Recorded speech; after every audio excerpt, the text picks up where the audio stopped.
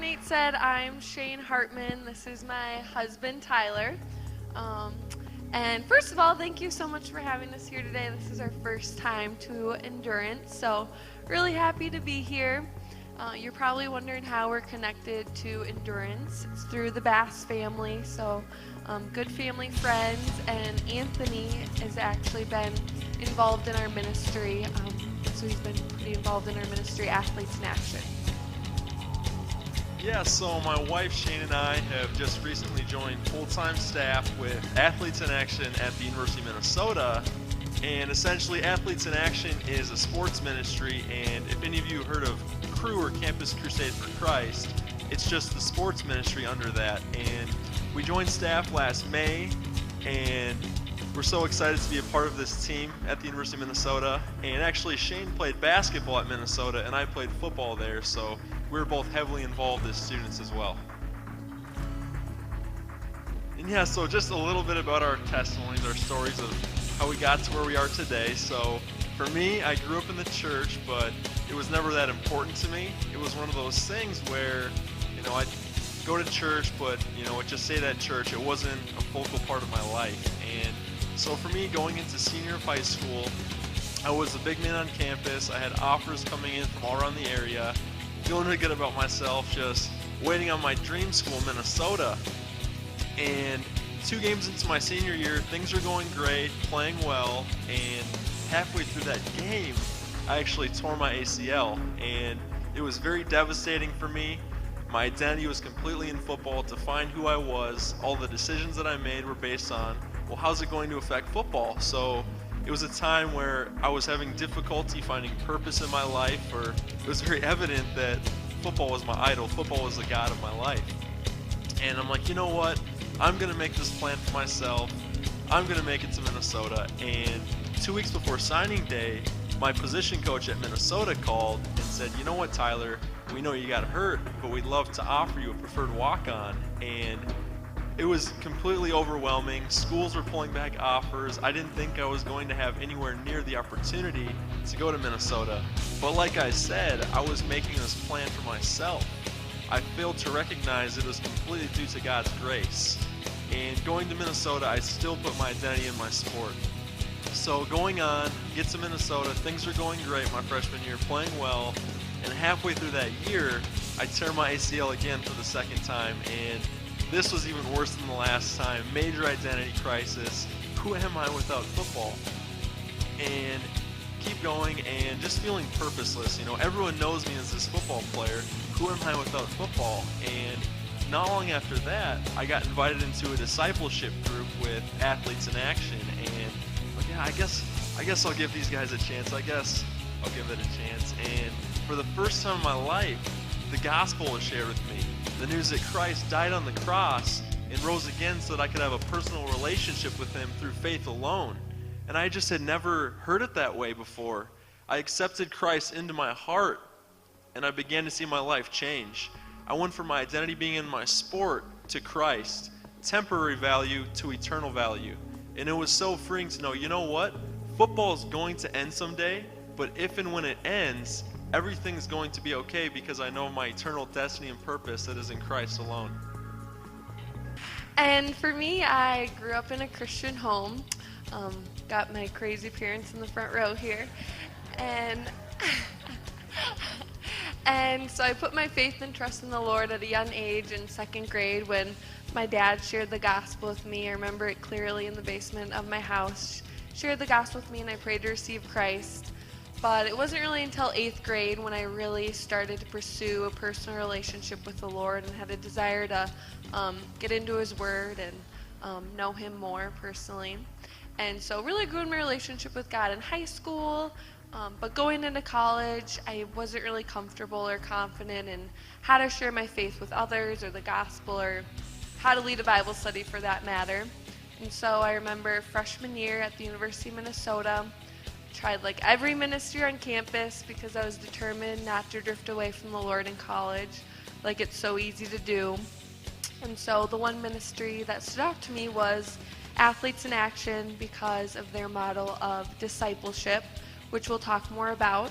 So got involved with them, and the Athletes in Action staff women discipled me. It was the first time I got discipled, and they really trained and equipped me in how to share my faith more effectively with others, and equipped me to start to lead a discipleship group, we call it. It's just a small group Bible study consisting of about 3 to 8 student athletes. And so I started to lead a discipleship group with my basketball teammates, and just fell in love with telling others about Jesus and seeing more teammates come to know the Lord in a personal way, and just see God change their lives. And so God just made it so clear that, he wanted me in full-time ministry, and he called us both individually into ministry and brought us to get together. So it's fun we get to be on a mission together now.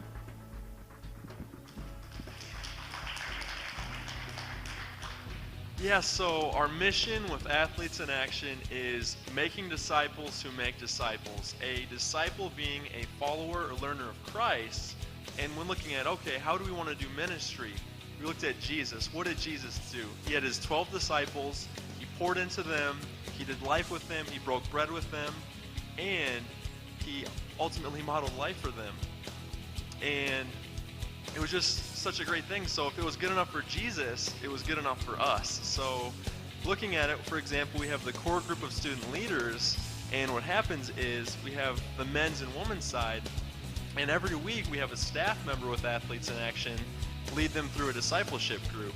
And what that is they pour into them on whatever scripture we're studying, and then from there the students go out and they lead their own teammates and such, in the hopes that we're going to make disciples who make disciples, lifelong followers of Christ. Yeah, and so we don't just want to be a staff-led movement, but a student-empowered movement, so equipping the students to be able to go and make disciples of their teammates, their friends, their families, and to be able to lead a small group of people. So our vision is to see a Christ follower on every team, in every sport, and in every nation, so that everyone has an opportunity to hear about Jesus and to know him personally. Yeah, so with reaching people, the discipleship is the bulk of what we'll be doing. We have a number of other things we do. So for example, we have the Ultimate Training Camp, which is a sports camp where we bring in 150 college athletes from all around the country, and we teach them biblically based principles to apply to their sport, so that they can learn to surrender to their sport to the Lord and play for the Lord. And looking in the picture in the top left, we have 5 guys there, and after Shayne and I's sophomore year, us 5 guys, we were about all that were involved in discipleship on the football team at Minnesota, plus a couple other people. And after that camp, we were just on fire for the Lord. We're like, you know what, we want to reach our whole team. We want more people to have the opportunity to enter into a relationship with Christ. So we go off through discipleship, and 2 years later, the picture on the top right, those are all the student leaders that have been raised up through discipleship at the University of Minnesota. And on the whiteboard, we're trying to figure out how to get roughly 70 guys plugged into groups. So it grew from 5 to 70 guys in just a couple of years, and it's just amazing how the Lord grew the ministry in that way. It's just completely due to him and his grace. Then we also have an international partnership with Puerto Rico. So every January we take a group of student athletes down to Puerto Rico and implement our mission of making disciples there. And so that bottom right picture is a picture of Tyler sharing the gospel with some Puerto Rican students. And our vision is by the year 2020 that there would be a self-sustaining Athletes in Action ministry in Puerto Rico. Yeah, so we look at the staff team at Minnesota, and in 2007, we only had 2 full-time staff members with no connections with any coaches, students, nothing. And 10 years later, now in 2017, the Lord has blessed us with a team of 10 full-time staff members, 8 of which have been raised up from the University of Minnesota. And just kind of looking at the numbers of the ministry, in 2012, which was Shayne and I's freshman year, there are only about 30 student athletes involved in the ministry. And around that time is when we implemented discipleship. And by 2016, our senior year, we have roughly 240 student athletes involved. And the ministry is continuing to grow, and it's just so amazing how we've seen students be intentional with the discipleship and going after making lifelong followers of Christ. And I think one of the biggest things that we've noticed for being a part of this is the fact that you're only going to get out of discipleship as to what you put in. So at the end of the day, the students are very accountable, and coming prepared is very important. And we're also trying to increase our scope too. So our main focus is the student athletes at the University of Minnesota, but there's a bunch of surrounding college campuses like Hamlin, St. Thomas, Augsburg, those schools. So we're starting to reach student athletes at those schools as well. For example, Tyler goes down to St. Cloud every Monday to lead a discipleship group of men there. So yeah, it was an honor sharing a little bit about our ministry with you guys. We'd love to meet you and talk to you a little bit after the service as well if you have any questions or comments. And we'll have a little notebook sheet of paper out there, and you can put your name and email address if you'd like to receive our monthly prayer letters. Just an update of what's a monthly newsletter of what's going on in our ministry and how you can specifically be praying for it. So thank you so much for having us.